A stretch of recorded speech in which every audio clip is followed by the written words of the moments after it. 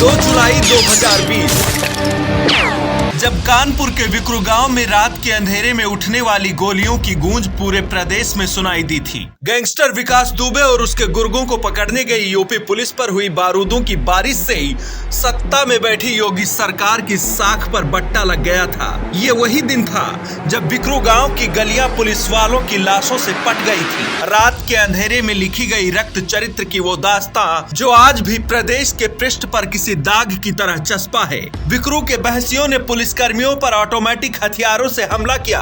रात के अंधेरे में विक्रू के बदमाश भागने में कामयाब हो गए और पीछे छोड़ गए थे 8 पुलिस कर्मियों की लाशें। विक्रू कांड के मुख्य आरोपियों में विकास दुबे का भतीजा अमर दुबे, जिसे पुलिस ने एनकाउंटर में मार गिराया था, और उसकी पत्नी खुशी दुबे को गिरफ्तार कर जेल भेज दिया था, जिसे फिलहाल सुप्रीम कोर्ट ने सशर्त जमानत दे दी है, जहां इसे योगी सरकार की बड़ी हार भी माना जा रहा है, क्योंकि खुशी दुबे के मामले में खुद योगी सरकार पैरवी कर रही थी।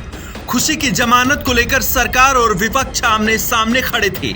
पूरे प्रदेश में खुशी की जमानत 2022 के चुनाव के दौरान एक मुद्दा बनकर उभरा था, लेकिन सरकार किसी भी मुरव्वत के मूड में नहीं थी। सुप्रीम कोर्ट में पैरवी करते हुए सरकार की तरफ से कहा गया था कि दरअसल खुशी दुबे पुलिसकर्मियों पर फायरिंग के लिए जिम्मेदार लोगों में शामिल थी, जिसने सभी को फायरिंग के लिए उकसाया था।